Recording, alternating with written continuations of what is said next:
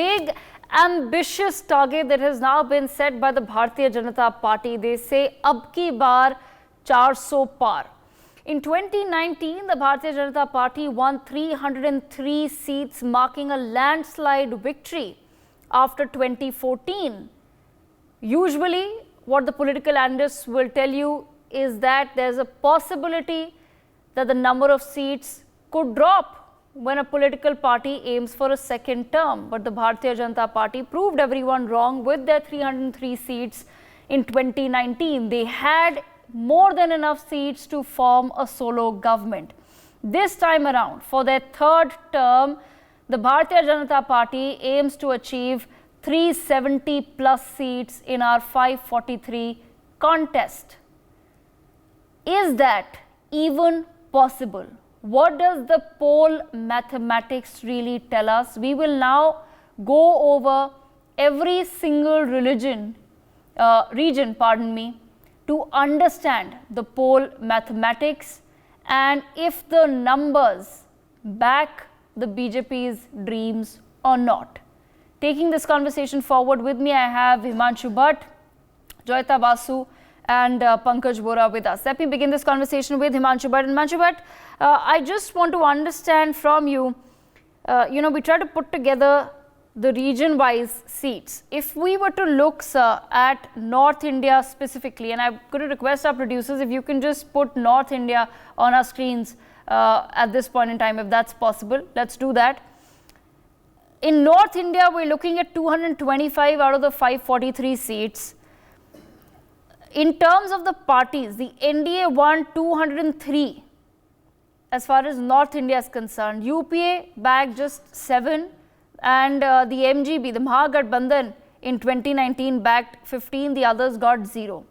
As far as those numbers are concerned, sir, we're talking about you have Rajasthan, Uttar Pradesh, Bihar, we're also discussing Madhya Pradesh and a few other states like Himachal, Uttarakhand as well. When we're talking about these states, what do you feel is your prediction then as far as north of India is concerned, which will be the bulk of the seats? North of India, when you talk about and when you include Uttar Pradesh, let me tell you very frankly, what BJP thinks now, or the top leadership of Bharatiya Janata Party thinks now, there is a scope for improvement. Because what they have done is, they have divided into a saturated state, yet to saturate out, and the southern part of India, where they think they can mature out. Now, these three categories, when you look at, you find in Uttar Pradesh, last time they won 64 seats. Yes. And this time they want to increase that tally at least by 10. If not all 80 for NDA, they are looking in terms of increasing it by 10. Whether it's going to be possible or not, I'm not a poll predictor. But what I can foresee here is, the way we are seeing opposition running away. Amethi, you do not have a Gandhi candidate. Rai Bareli, still it has not come, but there's a talk that there will not be a Gandhi contestant. So that means they are leaving the battlefield. If such thing happens, and out of 225, I will not be surprised if this time the tally is a little bit bigger than that. Okay. Because when you say saturated states, that means where there is no scope for improvement. For example, in Western India, Gujarat or Rajasthan, or even Madhya Pradesh, they just don't have one. Whereas in UP, there is a scope for improvement. Right. In that sense, if you look, there is a scope for improvement, yes. Okay. Bringing in Priya Sehgal as well. Priya, what do you make of as far as the North India tally is concerned for the BJP? When we talk about, when they say aiming for 370 and the NDA aiming for 400 plus, the bulk of those seats continue to remain in the north of India. Do you agree with Himanshu Bhatt's assessment that Uttar Pradesh is probably where they will be improving their numbers? And also keeping in mind the recent assembly elections of Rajasthan, Madhya Pradesh, Chhattisgarh, victories that the BJP has got in those states, will that have an impact in improving the NDA score from a 203 to maybe a 213? They've got, in the north, especially the BJP or the NDA, it's mostly BJP, part of the NDA, which is prevalent in the north. And it has kind of peaked. We've seen what's happened in Haryana. We saw what the changes that they tried to make, keeping in mind the expected anti-incumbency. Delhi, again, they had, peaked. So there are places where the BJP, where the India alliance does have a chance of winning seats. Uttar Pradesh, I would tend to agree with Himanshu because this is also the Ram Mandir promise has been delivered on. Yogi Adityanath himself is on a very strong wicket. Mayawati is still confused as to where she's headed. Akhilesh is the only one really from the opposition who is trying to keep the alliance together, flag flying high. The Gandhi is not contesting from Uttar Pradesh, will send its own messaging. So in that, I do agree with him, but I don't see how they're going to be increasing the tally in any other state. They've peaked in most of the states. Madhya Pradesh, all but one. Chhattisgarh, they've got, I think, all but one also. Rajasthan again. So here are the states where I think the Congress can try and, especially in the way the ticket distribution has happened, for instance, in Rajasthan. It sent, I think, a strong message. People and Sachin Pilot, Ashok Gehlot, again, are going to be united because they don't have anything to fight for. There's no prize between them. So they're both going to be fighting for the same cause. I have a feeling in Rajasthan also the Congress can improve its tally. There are Himachal, I think the Congress is, of course, plagued with infighting. So there, I don't see them standing much of a chance. So a couple of pockets, I don't see the BJP significantly improving its tally. It may hold on to its tally, is what I would say, but not make such a marked improvement also, because what it may gain in UP, it's going to be losing in the other states, I feel. Okay. Coming then to East India, as far as the region is concerned, we're looking at 63 out of the 543 seats. NDA won 26, once again the majority last time around. UPA 4 and others got 34. So, of course, others continue to have a big hold as far as the East India region is concerned. We'll try to put out that graphic also on our screens, but we're mainly talking about West Bengal and, of course, Odisha. Joyita Basu, bringing you into the conversation, do you feel that there is a possibility of improvement as far as these numbers are concerned for the BJP specifically in, say, a West Bengal? Well, if you look at West Bengal, even say, I would say 2-3 months back, I would say 2-3 months ago, before this Sandesh Khari thing happened, or rather, let's put it this way, there was serious skepticism because of the organization of the BJP was so bad in the state at that time that people were actually talking about the BJP may not get more than 3 to 4 seats or maybe maximum 10. I mean, they will find it difficult to reach the level of 10. But it seems gradually a momentum seems to be building up, and as I am getting reports that BJP is definitely hoping to do better than what it did. I think minimum that they are expecting is something in the range of 2021. They were talking about say 18 seats at that time. It seems what has happened, there is huge anti-incumbency against Mamata Banerjee, and what is significant is that this anti-incumbency, it is not just that community, you see, Bengal is very polarized when you are looking at Bengal. Now there is huge anti-incumbency against Mamata Banerjee, so whether the BJP has the organization or not, whether the workers are able to come out of their homes, because you see Bengal is known for violence and voter suppression and muzzling of voices, as a result of which BJP may not even be able to mobilize the workers. But if the anti-incumbency very high, what happens is that voters on their own, they ensure that the sitting party in the ruling party in the state is of course Bengal, that they lose. It happened to a large extent in 2014 in UP with the BJP. The voter wanted the Samajwadi Party badly, so badly out that they did not bother whether the organization was there or not. We have to see whether something similar plays out in Bengal. Interestingly, there is immense unhappiness with Mamata even among her very core vote bank. But the thing is, you see, what we have to realize what is happening with the Muslim vote bank in Bengal is that they want the BJP defeated at any cost. So, in spite of the unhappiness that is there among Muslims, they ultimately finally may band together and support her. As a result of which, it's sad to say, but what is West Bengal is shaping out to be, it's a straight fight between the two communities. That is what is happening in West Bengal. Okay, Pankaj Vora, your thoughts as well as far as West Bengal and Odisha is concerned. Odisha, yes, there has been the BJP's focus on it a little bit, but lesser compared to the other states, one can clearly tell. West Bengal has been on the BJP's mind for a very long time, specifically Amit Shah as well.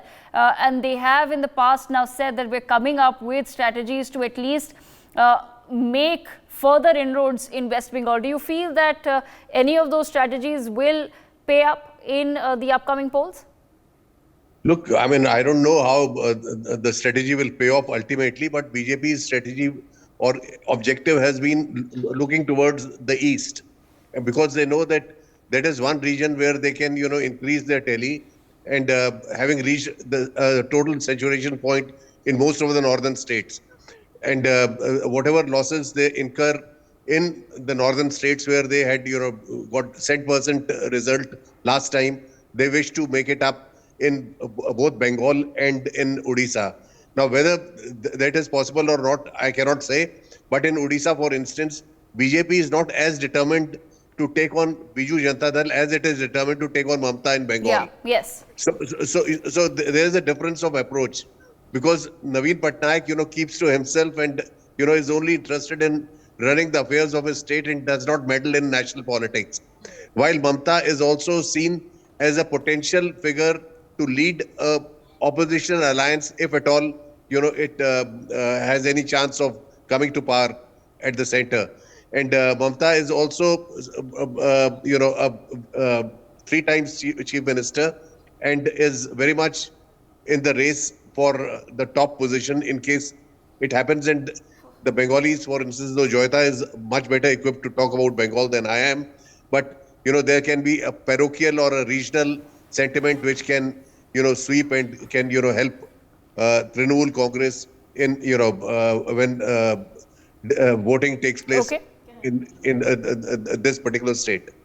Okay, Joyita wants to respond to that quickly. Then I'm going to come to West India. Yes. You see, I mean, the Trinamool Congress is trying to make it very parochial, but even they have stopped talking about the possibility of Mamata Banerjee being Prime Minister. And trust me, the anti-incumbency is so high. If you go and tell an average Bengali, what if Mamata Banerjee becomes Prime Minister, you will be hooted out of wherever that room you are. It's so bad.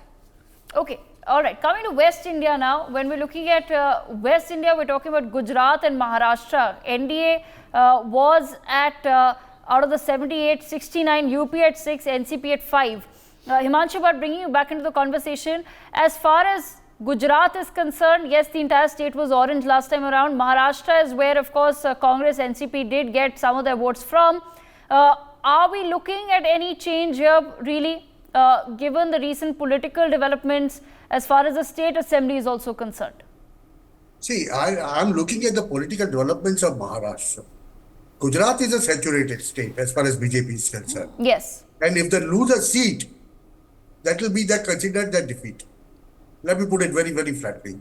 But as far as Maharashtra is concerned, I have a very strong feeling that, the split in NCP and Shiva Sena has worked its way to the advantage of BJP.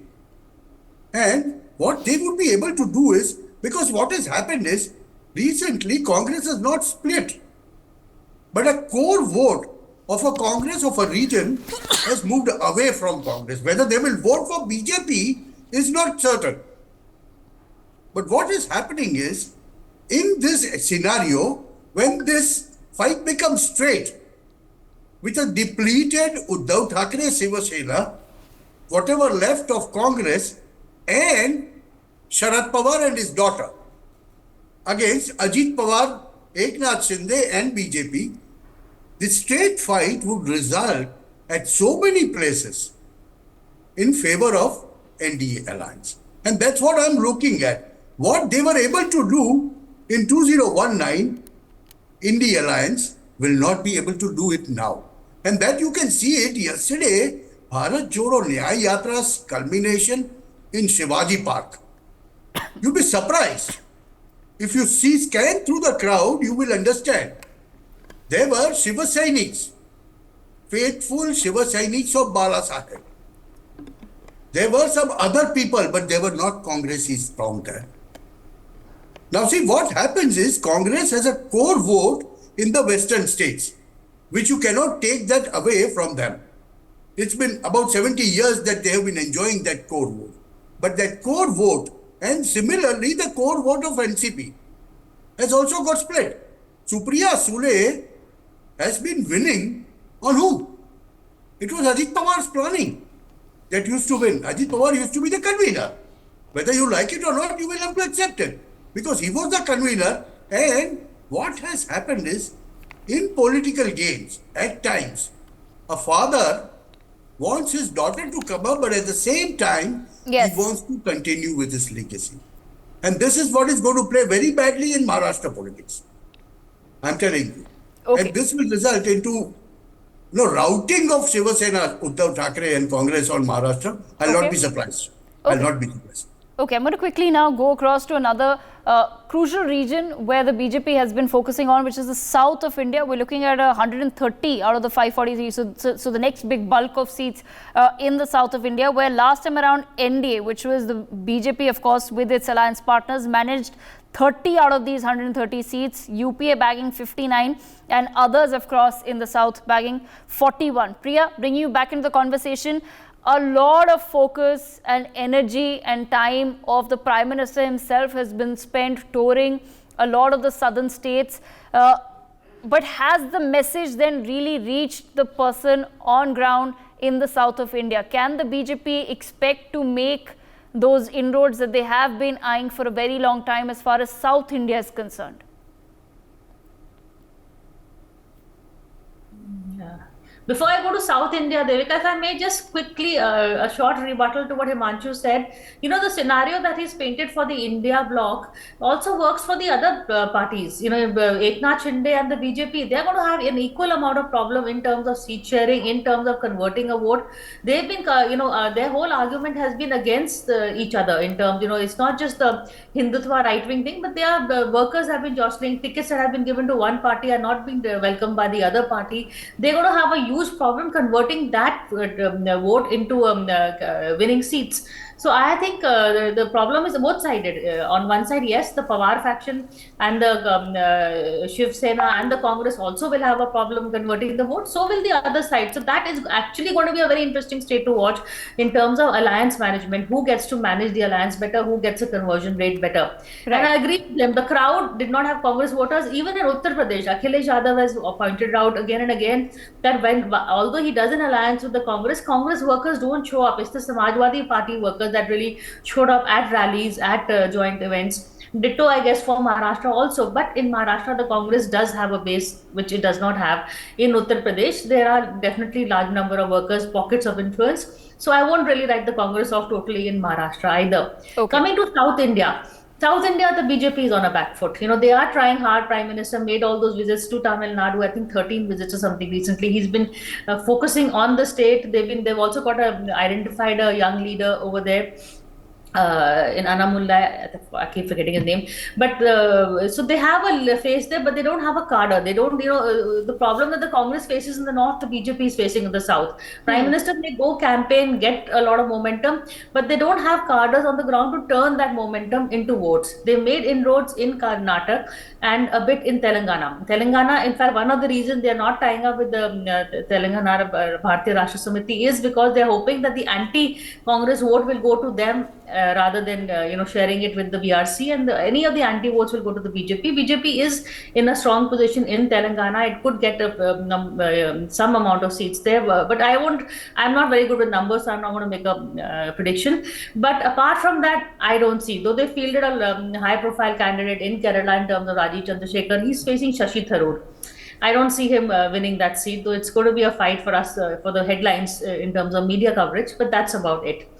Karnataka is really the only state I see the BJP doing well in the south. Andhra, they're going to piggyback on Chandrababu Naidu, but it's just piggybacking. It's not getting any substantial seats on their own, which is why they're Right. going in for these smart alliances. Okay, absolutely. Joyita, your take on as far as South India is concerned? Well, as far as South India is concerned, if you are going strictly by the opinion polls, let's go state by state. If you are looking at say, state like Tamil Nadu, what is interesting is that you see DMK has been claiming that what is going to happen, the anti-incumbency vote is going to get divided between the AIDMK and BJP, and what is going, and DMK will sweep. Well, I do not know whether they are going to sweep or not, but it's a fact that BJP is increasingly becoming a force, and while some people were thinking that it is the AIDMK now that it has got rid of the quote unquote the burden of the BJP, it will be doing very well.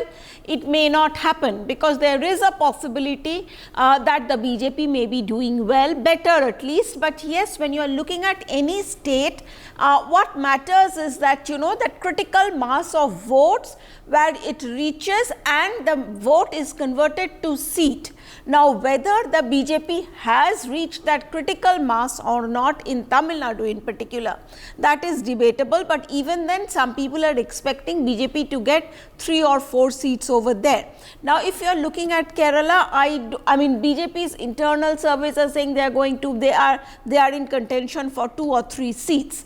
Well, again, it is again a matter of critical mass, whether they have reached that level or not, where the vote converts to seat.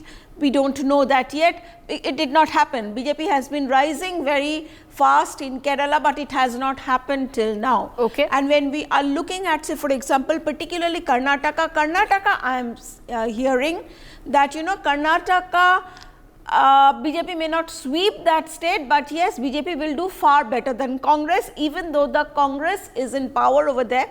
Because you see, there are states, lots of states where make a distinction between voting for the center and voting for the state government. Okay. So, a lot of people who did not want to vote for the chief minister at that time are more than ready to vote for Mr. Modi, because it's there the Modi factor comes in. So, I think Karnataka BJP will be doing much better than what it percentage seat conversion would have happened in the assembly election.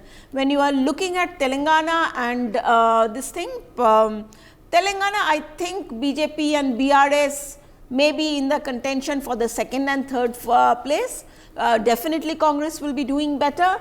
Andhra Pradesh, there is anti-incumbency against Jagan, there is a huge sympathy for Naidu, so there may be a few surprises over there. Okay, I'm going to quickly go across to the numbers for the northeast. We're looking at northeast of India, we're looking at 25 of the 543 seats. NDA, of course, which was not necessarily the BJP, it was a lot of the regional allies, got them their kitty of 17 seats. UPA with the Congress looking at 4 seats and others looking at 4 seats in the northeast. I have to wrap up this conversation, but I'm going to pose one final question to all of our panelists and give everyone 30 seconds each, if they can shed some light on the BJP earlier won 303 seats in 2019. They have now set a target of 370.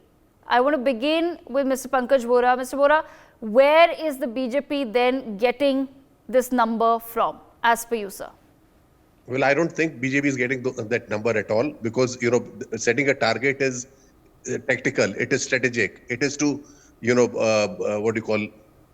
the morale of your workers and demoralize the opponents. BJP, last time got 303 because there were a lot of seats which came towards BJP after the Pulwama incident, which, people don't talk about. And it was not going to be, would not have been that easy had Pulwama not happened. The mood of the nation had changed. There was the streak of patriotism, touched every Indian, and that's how, BJP surged ahead. Now, politics is not like a maths paper where you contest a certain number of seats and you win all the seats. It is a place where you have to also, take a factor into account the opposition's ability to back some seats. So I think, 370 is something which is unachievable, Okay. All right. Yeah. Fair enough. You think it's unachievable? 30 seconds, Himanshu Bhatt, 30 seconds, Priya, and then 30 seconds, Joyita. Himanshu Bhatt, go ahead. Yes, according to me, 370 may not come, but 335 to 350 definitely. With Tamil Nadu and Kerala springing huge surprises.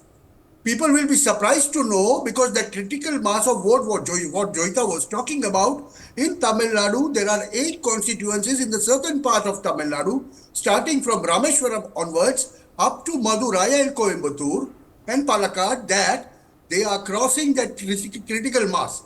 And that's why their last time's vote share of 3.66% has gone up to about 16-17% in total.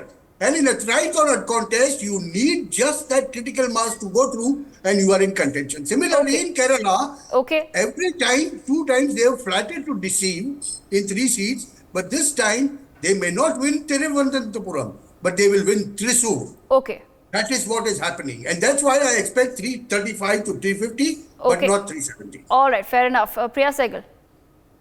I think the number 370 was more psychological than psephological. I mean, the Prime Minister was trying to send a message regarding Article 370, etc. And as Pankaj said, it is to keep the morale up and have the whole debate revolving around 370 rather than 330 or 303. Smart move by the Prime Minister. But again, I also don't think they will be able to get 370 on their own. Maybe the alliance would get that. But in terms of BJP, yes, I think they will be hovering around 320 to 330. That seems like a fair assumption that Himanshu has said. I would go with that too. All right, last word to Joyita. Yeah, same here. I don't think that 370 seems like an impossible target right now, given especially unless and until you are sweeping the south, there is no way that you will, and of course you have to do very well in Bengal. So the thing is, so I think they will do better in Bengal. South also they may be adding some seats and all. I don't see them really going down below 303. I would keep them around 310, 320. Okay, all right. With that, that's all the time that we have. I thank all of our analysts for joining us to take this important conversation forward. The overwhelming majority here feels that 370 is too high a target, but it is for the BJP to either prove themselves right or to prove the analysts right. Only time will, of course, tell. For more such videos, subscribe to the NewsX YouTube channel, hit the bell icon.